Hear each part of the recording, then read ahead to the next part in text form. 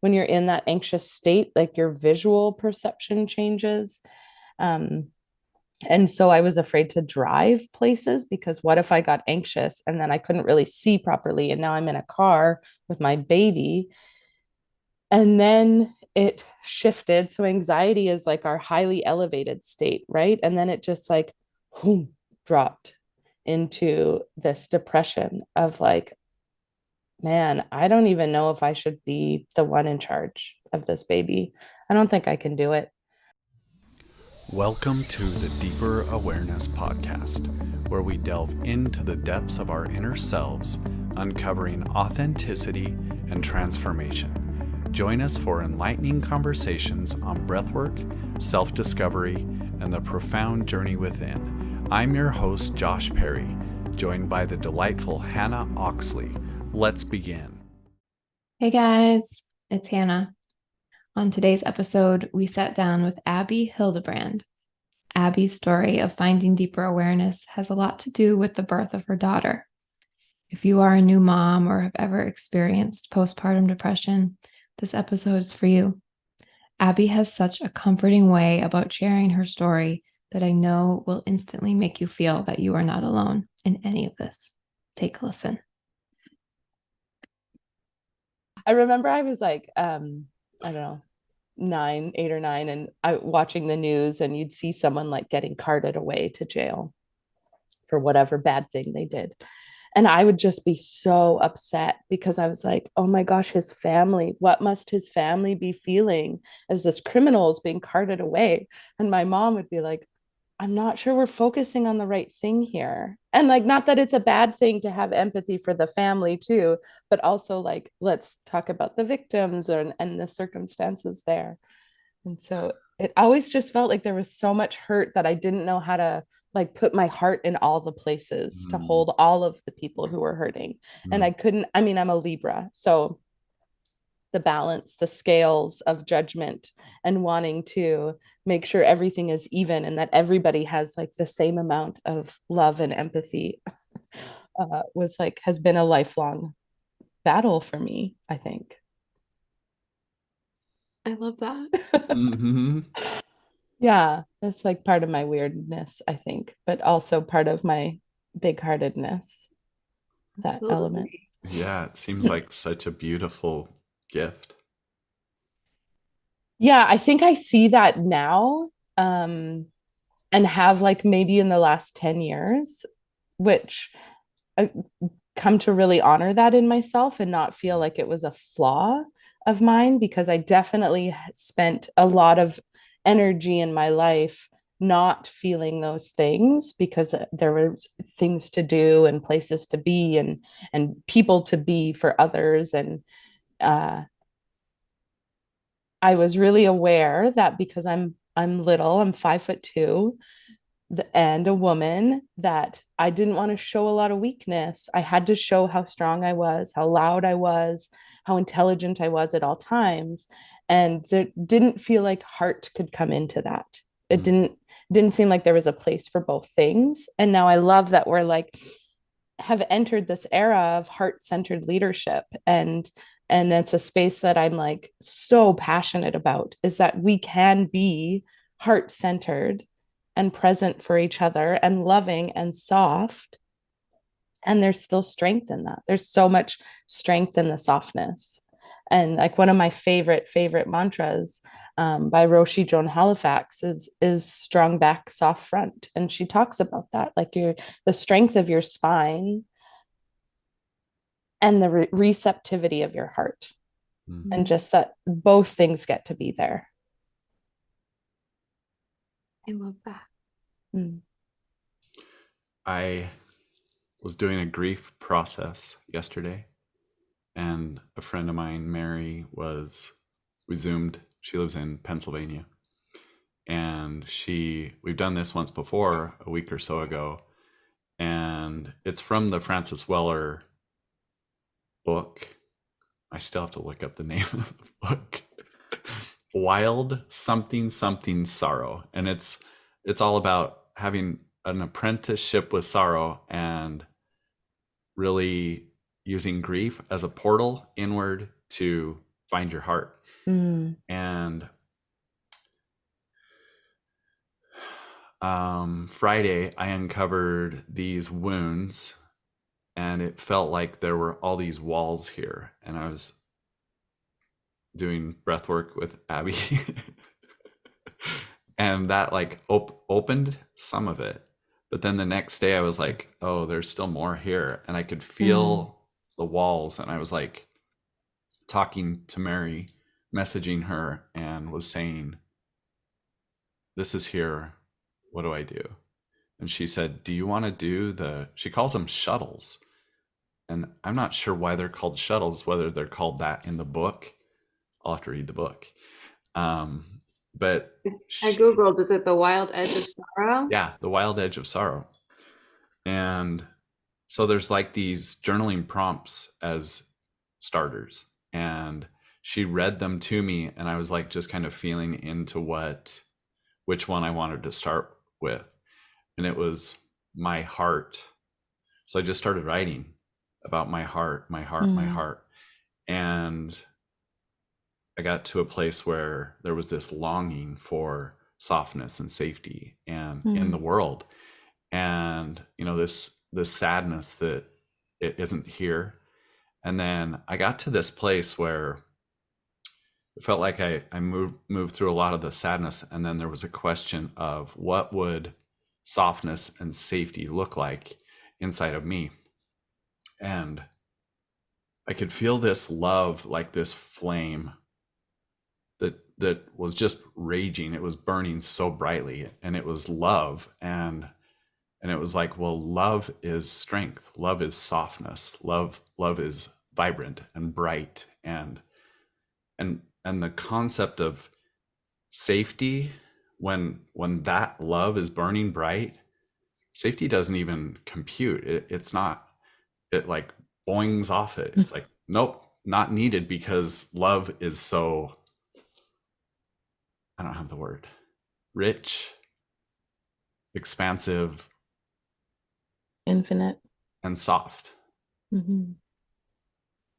I have a tattoo that says love is all there is. And Josh, I know we've talked about this in the past, but my realization, a few years ago, that love was the basis for all things, and that even when people act in a way that might be in contrast to how we would want them to behave, that really for them, they're acting out of love, whether it's love of self or love of protecting something that is important to them.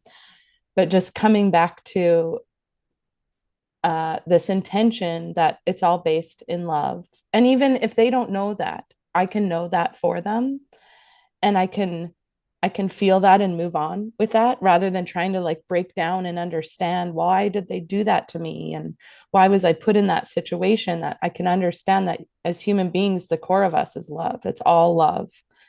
And it is so, I mean, like love moves cars, right? You hear about the mothers who will lift a car to save their baby. Like that's love. Love is so powerful, and it's so soft. It's being able to hold somebody who's crying. I held my crying baby. She would cry for like 20 hours, not exaggerating. And I loved her, even though I didn't know that that's what it looked like or felt like. That's what it was. It's just being able to be there. And so love has like all these different shapes and sizes and colors and strengths and intensities and luminosities. And I think we get to just come back to that. And it's the shadow side of that too, of whenever there's fear or doubt or anything, it always goes back to that loss of love. Like Yes. love will be lost if I do this and fail, and all of those scenarios that end up with loss of love. Like that is what holds people back from living in their truth or stepping forward, or all of the things. Yeah. Yeah, exactly. It is that fear of what if love isn't there for me? What's that missing experience that I'm gonna not have? Mm-hmm. We get to fill it with love. So when I met Abby, she shared that with me, and the parts of me that either hadn't received love or were needing the love, they had the loss of love, pushed back on your concept. I was like, I'll have to sit with that. I'm not there yet. And was that February? Yeah, probably. Well, after the force, so March, Yeah. April. Um, and to now see me, as you say that, I'm on board now, or I can feel Mm. that inside, and it was those hurt parts, but it also, your big heart taught me. Mm. So, welcome to today's episode. There was stuff that wanted to come through before we introduced Abby. But my like podcaster editor brain is like, we need to do the intro. So here we are Must start at the introducing. beginning. Yeah. Okay. So Abby is another. I giggle every time because it's like pause, pause, pause, pause, pause. So Abby and I met in our pause breathwork training program, and I always try to think if we had like interaction in the program, or just not just, but just in practicum hours when we were practicing. Do you remember if we interacted like on a Monday night call or a breakout room or something? Probably not, because I had my very busy 3-year-old in the background Mm-hmm. for pretty much every Monday night call, and she really likes to participate. So I didn't do a ton of interacting then. It was more probably not in breakout rooms. I think I just admired you from a distance in our like 180 person cohort. So a little, we'll just have you introduce yourself in whatever way feels good for you, like what you're up to, who you are, and then we'll just dive into some of your juicy story. Okay. Um, yeah, what I'm up to and who I am. I think I'm non-linearly, what's the word, figuring that all out. And I just turned 40 last week, and I was really, really sick. And so I got to spend the whole day in bed, which was not what I expected. And also was like divinely perfect because I got to just be and pause, which is something that I've not given myself a lot of space for in my life until my daughter was born. And then it was like a forced pause, a forced rest. Um, there's nothing restful actually about the beginning of parenthood, but there was a lot more time to be with myself and with her than I'd ever had in my life, probably, or that I can remember. So who I am, I'm a cheerleader of people, of humans and hearts.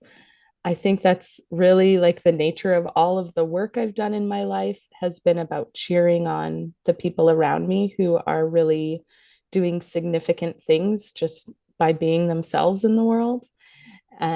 That has taken the shape of working in corporate companies for engineering firms, helping them build their teams, helping them build their employee wellness programs and learning and development programs.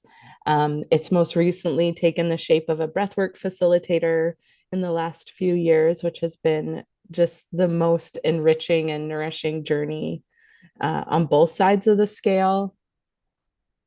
I'm a Libra who doesn't really believe in the word balance, or I don't feel connected to the word balance. I feel connected to grounding and centering. So I'm constantly uh, reconnecting to that, regrounding and recentering and helping others do the same. And I just love in all its forms and shapes. So that's what I'm up to today. And so we always ask people, well, especially people that come out of the pause breathwork training courses, where did we're all living our lives, going through the motions, and suddenly something happens in our life or something brings us into that deeper awareness that we want to explore more. And so for you, we talked a little bit before we started recording about how you, even as a kid, you just loved everybody. Was there a time in your life where you were able to define that was the answer to everything is love?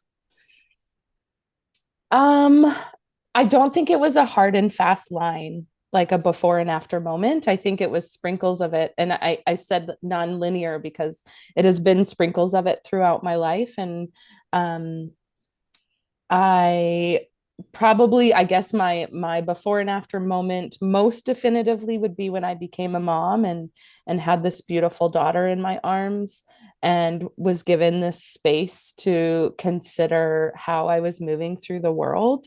And I have always been loving of people. I think that is pretty well known about me and my community, but I was doing it in a way that was like not authentic to love, but more authentic to wanting to receive it back by like, if I just deliver five more things, if I just prove how smart I am, um, if I can just do a little bit more, do a little bit more, do a little bit more, then people will really see that I'm valuable and they won't let me go. They won't shut me out. They won't move me to another city.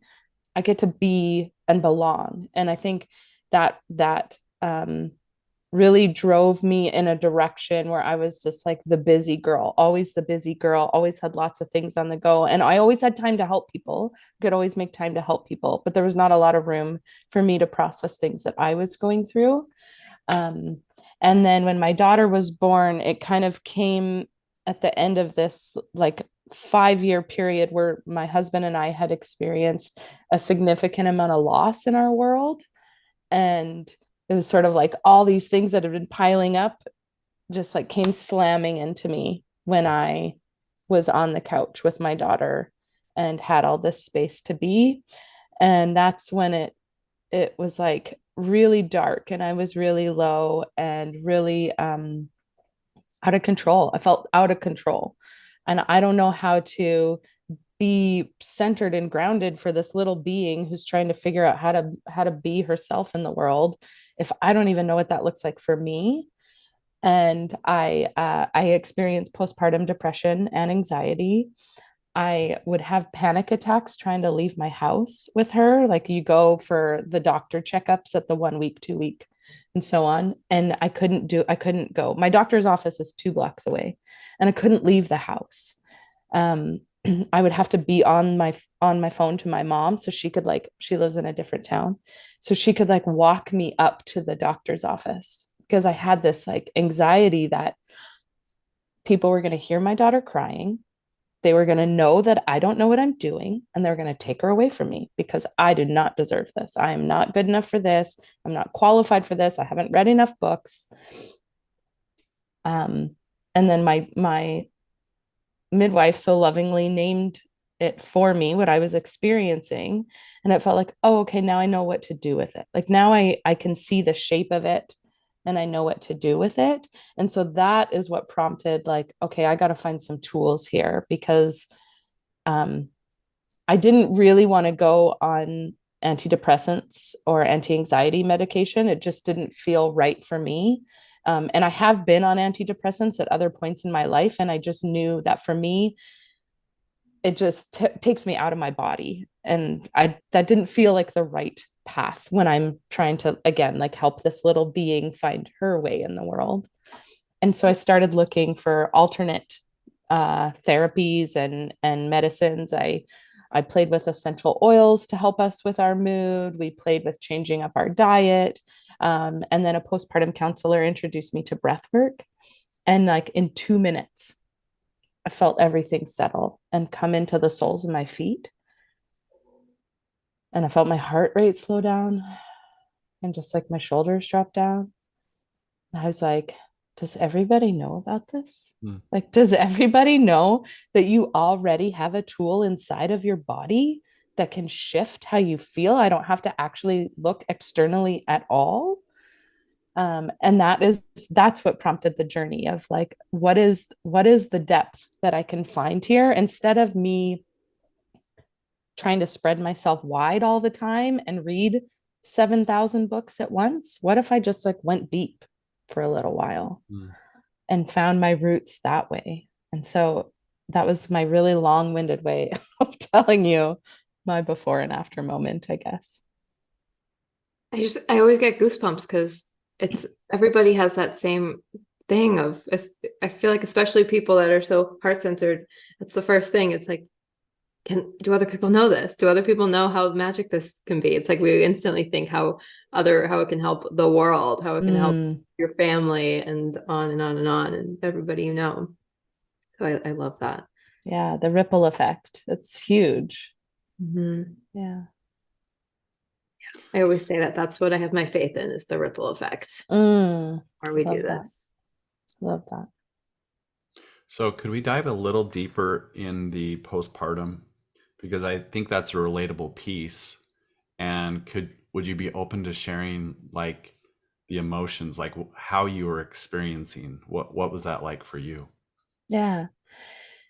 Um, I would say the anxiety came first. Just the constant worrying. Like I was always tracking on my phone, like the diapers and the feedings and the sleep, and just like constantly trying to measure anything because I'm have always been very heady and very structured mind. And like if I just have all the data points, I can solve the problem. I know I can do that.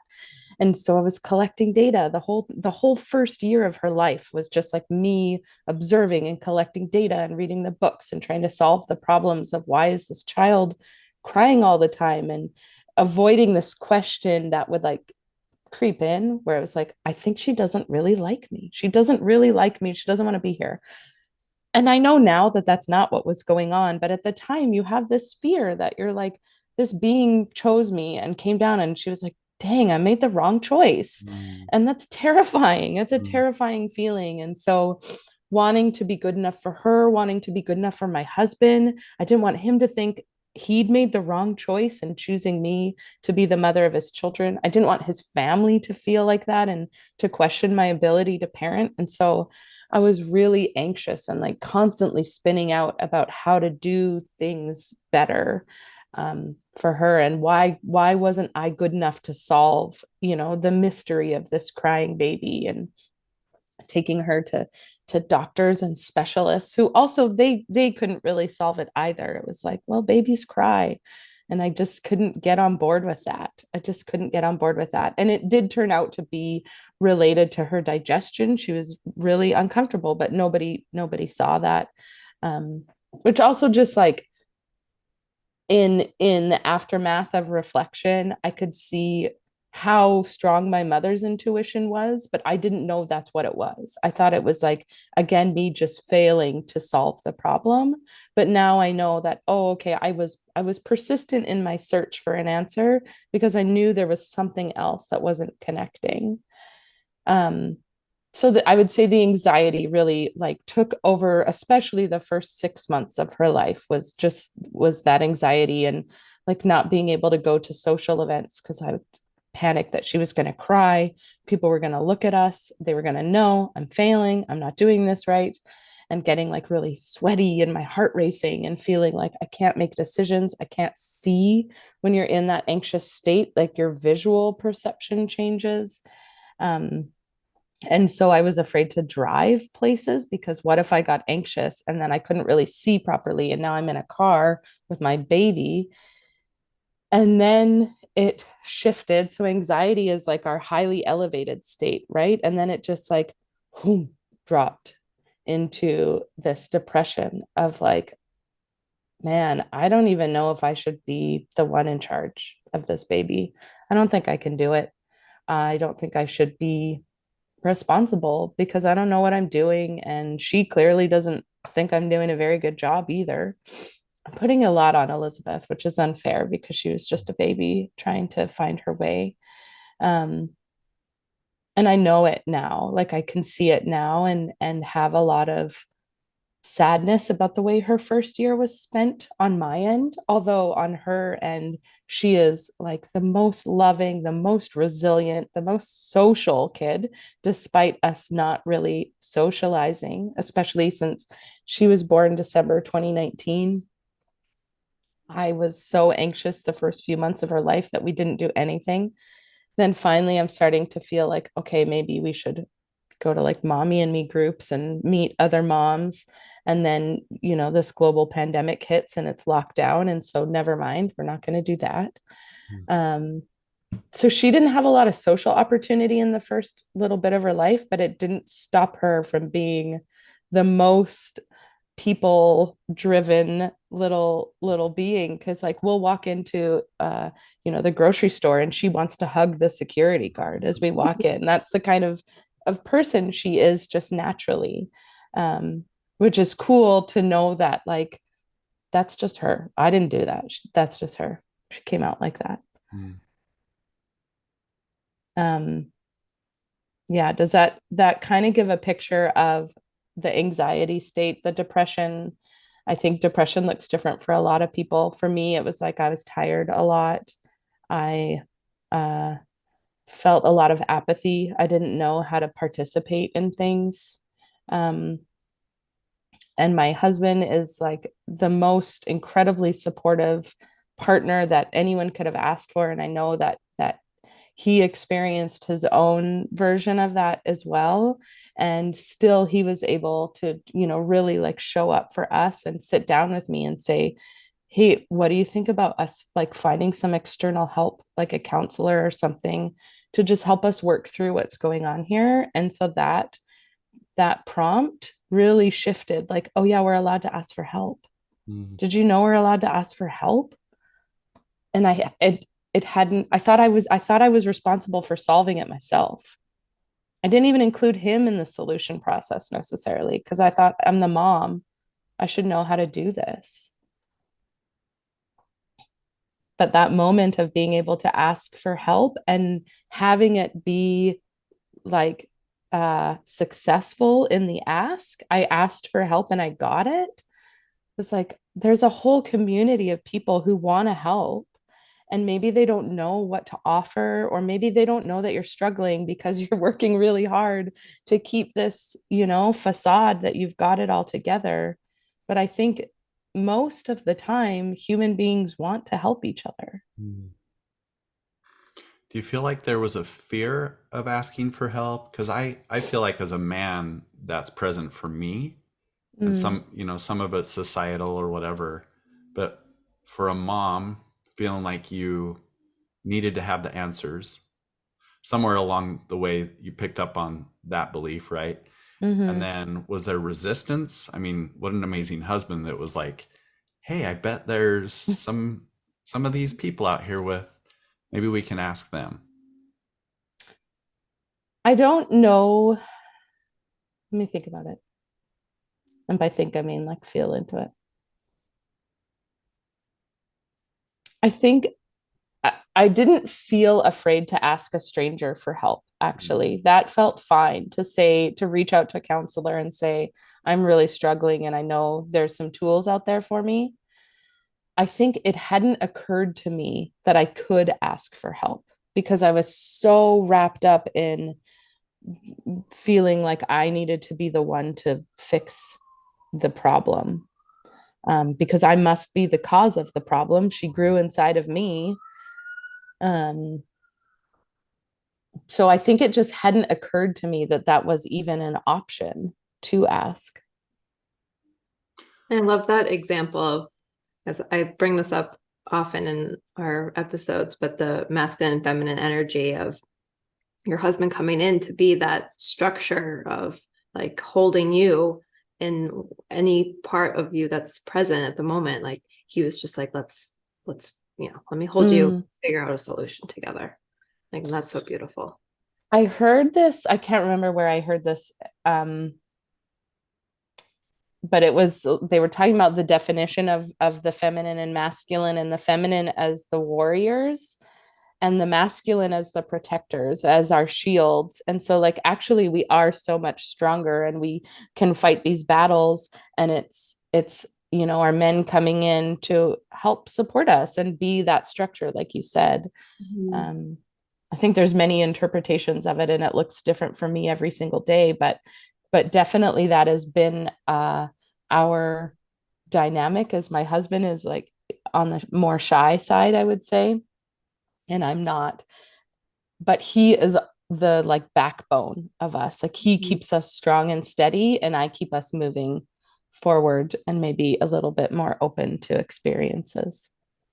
The metaphor I love to use, and Josh is probably sick of me hearing me talk about this, but the feminine being oatmeal, like it's formless, it can be messy, it's Mm. whatever, it's warm, but messy and gooey and all these things. And the masculine is a bowl. And so a, a bowl without oatmeal is just a boring old bowl. But when you an oatmeal without the structure is going to fall all over the place. But when you have the two together holding, it's just a beautiful bowl of oatmeal. Mm. And how wonderful to even like bring that inside internally and just think that like we hold the bowl and the oatmeal in ourselves Mm-hmm. also, right? And like when do we need to Right. lean a little bit more into the structure, and when do we need to lean a little bit more into like the messiness and the warmth of that? Right. Exactly, because masculine and feminine doesn't necessarily need to be man and woman. Yeah. It's each within us, and it can be within a relationship, and yeah. Yeah. I think too, I had spent so much of my life being the masculine, the bowl, and the structure, that like when faced with these big feelings from my beautiful being, I didn't know how to like flow with them. I was like trying to contain them Mm-hmm. and fit it in a box and give it a diagnosis and give it a solution so I could like cross it off my list and move on. And that has been the part of the journey of like finding that more feminine flow, receptivity, and just like allowing of it all Mm-hmm. without having to solve it. um, I would go into conversations with friends all the time where like they would want to vent about something, and I was like ready with 25 solutions. And then now I'm like, oh, that's not what people are looking for. Sometimes they are, but often it's like I just need a space to be. Mm-hmm. And now that I've uncovered that for myself and I get to be that space, oh my gosh, it is the best, most nourishing thing in the world to be able to just like be the bowl and like use it in a different capacity without trying to solve it, but just like, let me just hold this for you because it's really heavy to be a human. And I got it right now. I can hold it for you. Mm-hmm. And allowing, on the opposite, allowing for to be oatmeal. Like I find it so hard to allow for messiness and gooiness and being ugly or be whatever it is, because that's all that goddess always comes to my mind. I can't think of her name. Kali, do you know the goddess Mm-hmm. Kali? She's like ugly and has all these skeletons. Chaos and destruction. Yeah, she is like really spicy oatmeal. Yeah, that's And actually my niece's nickname because she's spicy and she's like uh yeah, she's a fiery little soul also. And her and my daughter together are like, it's a we have this photo at my brother's wedding when they were like maybe 1 and 2 or 2 and 3, and they're on either side of the family. There's like the lineup of the family, and they're on either side, like literally lunging at each other in this photo. These two little fire beings, and it's just so wonderful to see that fire because I think, um, at least in my generation, it was like you, as a woman, you do not be fiery or you're going to be a bitch, and it's hard to receive. And so I'm now just like so excited by her fire that we get to nurture that and like let her burn her way through the world, because she's doing it, like Josh, to your earlier image of this love flame, like that is her. She is like all fire and all love. I love that so much. Yeah. I want to be her when I grow up. So I've been feeling into being held by God or source. And so that bowl analogy still applies. If I'm the messy oatmeal and God is the bowl, and my journal prompt today was around how can I trust in the divine more, and like Mm, this image of floating on water on my back, and if I'm still and just allow myself to be supported, I'll actually float to the top. But if I panic at all, then I'm splashing around and start sinking. And I feel like for like 50 years, I've been flailing around trying to control everything. And how can I just have so much peace inside to just soften yeah. and just be held by the water? Yeah. I hear that. That resonates. I think my doer self was really driven by that flailing control and needing. My environment changed a lot when I was little. We moved a lot. We moved to a different country.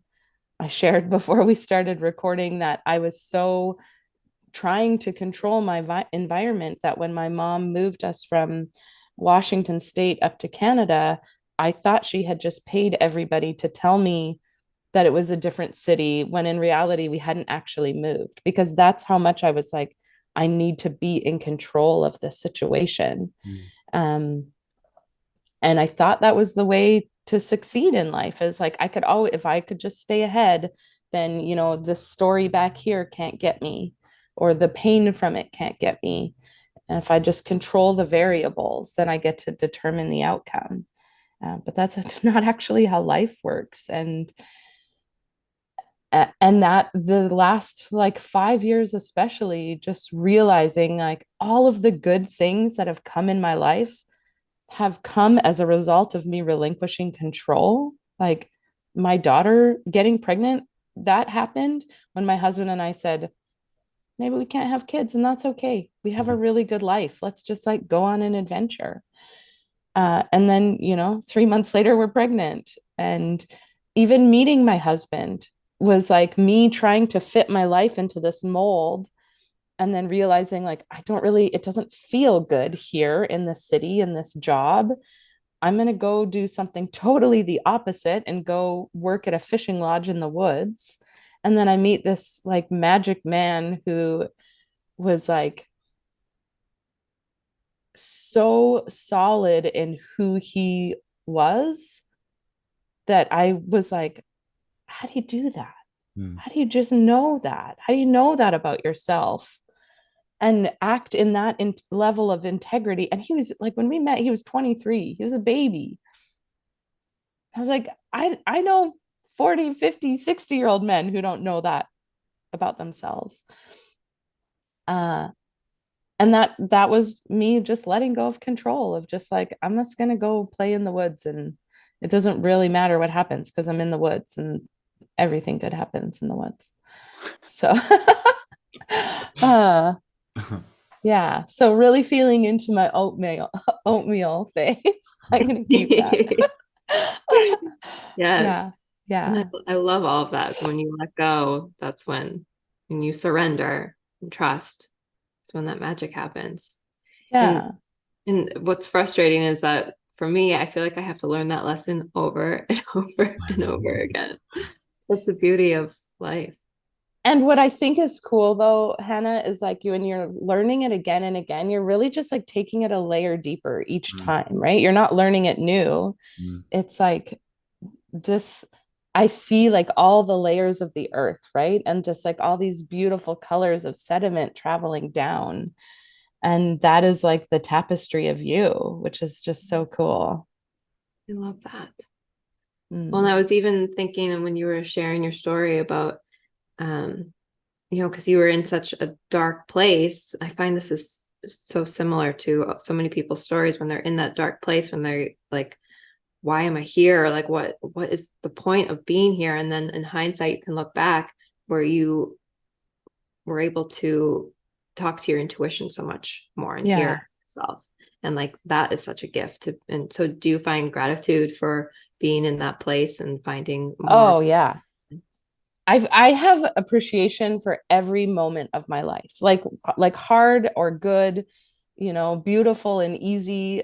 It's all brought us to exactly this moment right here. And there was a long time where I had, stuff happen in my childhood that I really like worked hard to deny, and like I will not be my story. I'm going to show everybody that just because this happened, it doesn't mean, XYZ. But it's like, actually, that's part of who I am too. And it's part of why I'm loving. And it's part of why I'm silly and part of why I read books all the time. It's like they all made me part of who I am today. So I have no um, animosity towards any moment in my life. Absolutely. There are pieces I will choose not to relive again if I can, but I feel like I've learned the lesson from them and can move forward. I see us spending a lot of time, us like as human hearts, on the why of it all. Like, why did this happen to me? Why am I like this? And it kind of doesn't matter because we already are. We already feel the feelings. We already are where we are in life. It's like, okay, how do I allow the feeling and move forward from here and like just take one more step? And that's what I was thinking of when you were speaking. It was like, even as dark as it was when I had postpartum depression and when I've had depression in the past, as dark as it's been, there's always been a voice that has said, but this isn't where it stops. It's like, it's going to be dark and it might be dark for a little while, but we're going to breathe again. We're going to get our head above the surface. And that journey below the water to above the water is really hard. Like that's the most effortful part when you're, sinking and you have to get your head above water. But if you can just get your head above water, then we can just like let ourselves float for a moment, and then we can start to swim. We don't have to like catapult from below these depths into the sky. And there's lots of like lingo in the world and the transformation space about quantum leaps, and I think that's incredible that people are having quantum leaps. I can't even fathom what it looks or feels like. And also, it's not really what I'm here for. I'm here for like the small steps and the pauses and the holding space and like just allowing things to move slowly if that's what they need. Um, and that really became apparent to me when I became a mother, was like that I could slow down. I could be slow and I could go deep and I wasn't going to miss anything. Everything was going to be exactly as it needed to be. Whereas like my 6-year-old self made a list of all the books I wanted to read before I died and then had a full panic attack because I realized that A, I probably wasn't going to get through all those books, and B, every year that I got older, more books were going to be released that I wasn't going to get to read. And so it was like this realization that time is like not on my side when it comes to reading every book I wish I could read. To now, like, so I read a chapter here and I put it down and I pick up another book and I read that chapter, and that's okay too. Like I get to pull together all of these like stars and kind of form my own constellation from my experience, but I don't get to do that if I'm moving so fast through the sky that I don't even see them. I love that about the books because I talk about this too often about how the books that you need in the moment somehow find their way to you. And so that's so perfect of that pattern that you were describing. It's like, I have to get all these books done. As soon as you let go of that control, the exact book you need, the exact words you need to hear come to you the following day. Yeah, and they won't if you're not listening, if you're like moving so fast that it can't find you. Mhm. So I think that is like giving people the space to pause is so valuable and so needed in a world where we're just like constantly moving to the next thing. Mm-hmm. Yeah. So what's coming up for me? A couple weeks ago, I did a breathwork session, and at the end, I had this image of a tattoo on my forearm, and it said "mine," and that's come to mean a lot of things for me. Mm. But what is really standing out right now is this idea of my journey. And I was just thinking about the belief system I was born into, where religion had dictated and defined all of the answers for me. Mm-hmm. And it eliminated my journey. It was like, here, live this, instead of like blank slate, discover your journey. And I can see why, like, parents, as parents, from the human perspective, we want our children to be raised so that they have the benefits of this world, and they have success, and they have ease. And so it's a beautiful, loving place where that's coming from. And also, it can negate like life from happening. And I I've been looking at all the struggles that I've gone through, and the beautiful strengths that I've developed because of the struggle. And so if we see it from like a soul perspective, that my soul came here to discover and to live. And Abby, to your point, it's not about like as fast as we can get to get over there, and we miss the whole point. And so I can feel just even today this new realization of mine, my journey, and Mm-hmm. that mine gets to be mine. And society kind of has a definition of what it should look like for everybody. And then we try to cram ourselves into the cracks of like, do I look right? Is this society, is this good? And then it's like, I don't even know who I am, because I've become a Mm-hmm. version of me that is like this deep. And I used to say, I used to feel like in Blockbuster Video they had like the video or the actors, the cardboard cutouts, and as long as you look from one direction, you're like, yep, that's Han Solo, all right. And as soon as you go around the back, you're like, what the hell? There's like It's just a cardboard. so I felt like that's what I was. I had Yeah. no depth because I had put on this facade to show the world. And I was like Yeah. holding it, and I was like, don't look. No, stay. No, you got to stay in front of me, because here's the image. If you try to go around, I'm afraid of what you'll find. Yeah. Yeah. It's Now really you're real. showing up in the full 3D now. It's the oatmeal. It's the mess.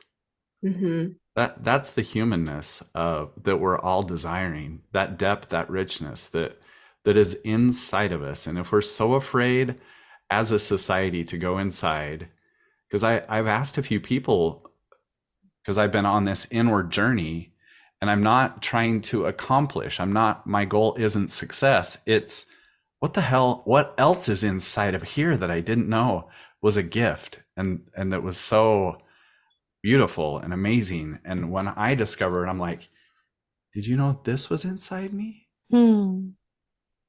And so I've asked friends, I'm like, what's your hesitancy to look inside? And it was the same for me. It was I'm afraid what I think is inside will be confirmed. That this Mm. piece of shit, this brokenness, this not worthy, this no good will be confirmed if I look in there, because I can feel the feelings of unworthiness. So it feels like if I go inside, that's exactly what I'll find. Mm. I had a conversation with my father last week. And we don't do small talk.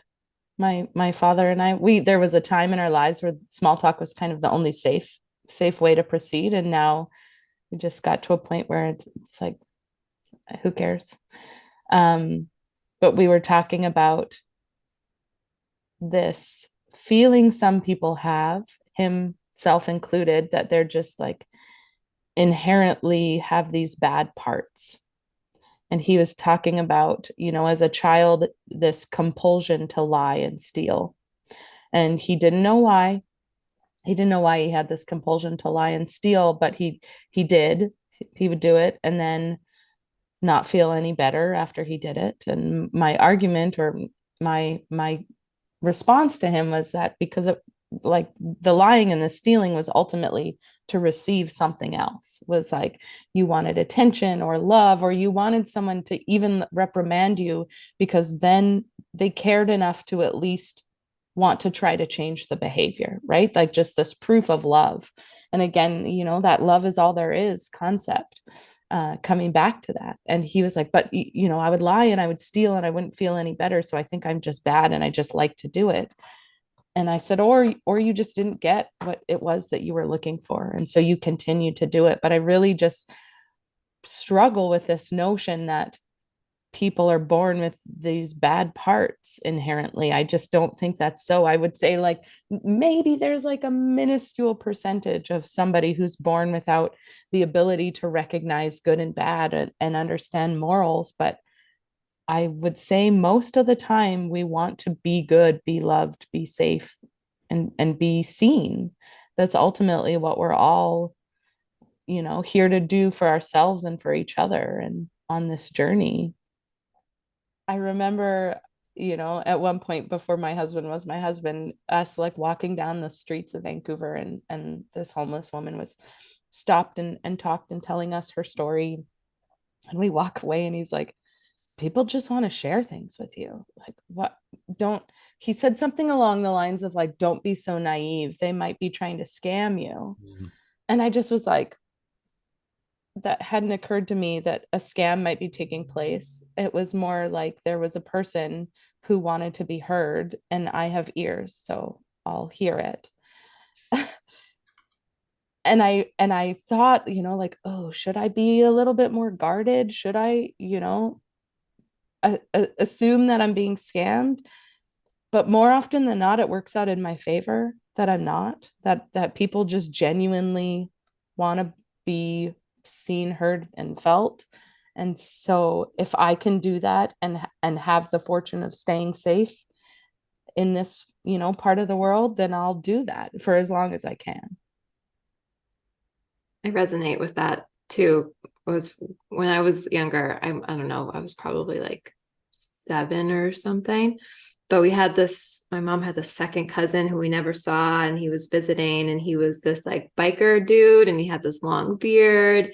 And so my mom was just shocked. Like when we went over to visit, I just like ran over to him and was just like enthralled by him. And my mom's like, okay, I'm afraid that she's not gonna have that lens of like, okay, this person, could be, who knows? Like you see a big group of biker guys. And so the same thing, like being a little concerned with how friendly I can be. But I feel the same way as you. Like that's never the stuff. I've definitely got myself into some funny situations, but for the most part, it's why would I want to hold back all of that love that I have for the Mm-hmm. world? Yeah, I want to err on the side of trust and faith and love Mm-hmm. that it's going to work out. Because I think the people who come into your world also want that too, right? And we might get burned, but I just think more often than not it serves. And I see it in my daughter, like during the pandemic. There's a park by our house where people would go, and you'd see their little like family units all huddled around the park. And my daughter, as soon as she could walk, she was like running to each, everybody's picnic blanket to meet people. And we're at a time where we're telling, like, don't touch don't touch other people's food and stuff, and don't let them breathe on you. And she just is like, I don't care. There's a human over there. I want to interact. And she has no fear when it comes to people. And I think that's really cool. I think it's really cool that she gets to feel that safety and this like full expression of herself. And she's not trying to like fit herself into any kind of mold. And I certainly don't want to be that for her. Well, she's clearly learned from you to just keep sharing that love. Yeah, and inadvertently, I think it wasn't an intentional lesson, because like my husband and I would be baffled, like, where does she get this from? And then we see like, oh yeah, I guess we do that. But it's like she's this magnifier where she's like, I see that you want to have a conversation, but I want a hug. And so she just wants to like get in your space. Um, we're working on like the dog boundaries now, because she also like she grew up with a big dog, and so she has no fear with dogs, and we're like, we gotta check in with the dog and make sure the dog feels safe. So she doesn't ask the owner if she can pet the dog. She gets in the dog space and is like, can I pet you? Like, I want to check in with you, see how you're doing. Oh my Yeah. gosh, I want to meet Elizabeth. She's really amazing. Yeah, she's pretty dang cool. I'm like blown away by her every single day. So let's pivot just a little bit to breath work for you. So you mentioned you spent a couple minutes in the whose office? The nurse, the doctor? Oh, my postpartum counselor. Okay, Yeah. yeah. And so from there, can you just Yeah. guide us forward? Yeah. So when she gave me just like a couple of, box breathing and really simple breathwork tools. And so I went home and in my true learner self wanted to get all the books and do all the research on it, and came across a breathwork facilitator out of California who he practiced like holotropic connected conscious breathing, where you like kind of work yourself into a hyperventilative state. And I did his program just as like a participant, not as the teacher training. And it was really powerful in shifting some things, but I felt really unsafe in the process. So then I started to look for like, I didn't feel unsafe in my counselor's office, so there's got to be a different way in. Um, and then came across Samantha Skelly, who Sorry, runs, real yeah. real quick, just because we know what you mean by unsafe. Do you mind just Mm, spending a moment there? What did yeah. that feel like for you? It felt like that out of control feeling where I had, brought really big emotions and experiences to the surface, things that had happened in my past, things I was feeling in terms of, not feeling worthy as a parent, as a wife, as a woman in the world, um, feeling just empty, like these sobs coming out of my body where just like I felt like someone was like scooping all of this stuff out of me. But then also in the scooping, it was just like there on the floor, the mess was there, and I didn't know how to come back from that. And so Mm. that's the part that felt unsafe, is like, how do I then like pick myself up and go back to being the mom and the wife and the person? That was the piece that felt unsafe to me. It's like, I'm exposed, I'm raw, and now what do I do? Now I'm just bleeding and my intestines are out and I don't know where to go from here. I'm not a doctor. And so looking for a tool where I could still access that emotional healing, but maybe in a gentler way. Maybe it's like I can bring it to the surface, but I feel also empowered to process a piece of it, or to maybe not, today's not the day for it. And that's the point at which I came across Samantha Skelly's work with the pause breathwork facilitator program, and did a couple of her free sessions. um, I really liked her energy. I resonated that she was, basically she worked at a restaurant that was right across from the office that I worked at, and so I was like, I know that life, I've seen it. um, and the way she offered like sips of healing felt so attractive to me. Like, okay, I can handle that. And if I can handle like this sip, then maybe I can take like a bigger sip next time. And then maybe I can have a whole glass of it next time. And that felt like a much safer approach for me.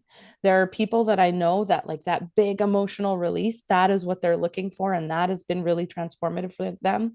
And I think that's beautiful. And what I love about breath work in general as a somatic practice is that there's like a whole spectrum of ways in. And so like we all breathe all day every day, and it's not foreign, it's not unfamiliar, it's just like finding a different path in.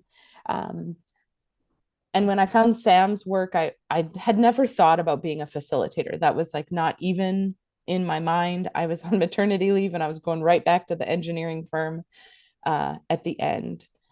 And then I wanted to deepen my practice. So I studied more. I studied with another group of women out of Bali. And that really helped me gain an understanding of the anatomy, the physiology, the biology of the breath. And again, like I'm a learner, I need to know all the pieces. I like to see the shape of things. And so that was really helpful in laying the foundation for me. And then someone I knew was struggling, and I shared, some of the breath practices that I had learned. And in that sharing was like, oh, hey, maybe this is part of my journey. I get to share this knowledge. Like I don't have to keep this just for me and just for my family. I could actually like help other people find their own way in. And so then I took Sam's pause breathwork facilitator training, and it was incredible. It was an incredible 6 month journey that feels like a lifelong, like that 6 month container felt like I don't really remember the me before that. And I know there's so much to learn continuing on. And I continue, like every day, I'm learning something new about breath work or about meditation or about, um, parts work or Hakomi, different mindfulness practices that I can incorporate into the somatic experience and somatic facilitation for people. Somatic being the body and how our body experiences things. As a person who spent a long time like trying to think my way into and out of, I now get to feel. And that is like propelled my own journey, just allowing the feeling, the soma to be the speaker. Um, so that's my breathwork journey as of today. Tomorrow it might look different. Yeah. Well, I want 3 more hours with you, but Okay. Just kidding. so how can people work with you? Oh, yeah. My website is wellnesscreek.ca, CREEK. Um, and I'm also on Instagram under the same handle, although I'm really consistently inconsistent on Instagram, because I find that my joy comes mainly from like these kinds of connections, human to human connections, and the social part of it I'm not so strong at. So you're better off to contact me through my website, wellnesscreek.ca, and then we can just have a conversation about what's present for you and what you might be needing. I do also work with corporate teams, bringing breathwork into the corporate space, especially in this world where people are coming back to the office and have just spent 3 years being told that it's unsafe to breathe beside their coworker. Just noticing a lot of disruption in that, and so just helping people feel safe to breathe in their workspace as well, because our work is so much a part of our life, and that's that ripple effect like we were talking about. If I can work with the leadership teams to support their employees in this, I just see that impact on their families. So I do corporate work as well in the breathwork space.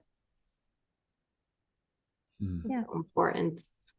I dream of a world that everybody has like their breathwork break.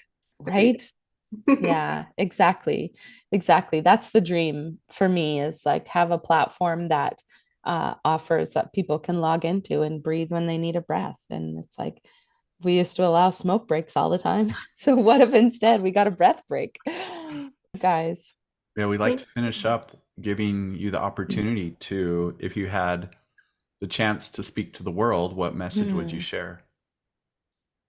My message is a reminder that love is all there is. And I say reminder because even if you don't connect with it yet, it lives in your body. The truth is there.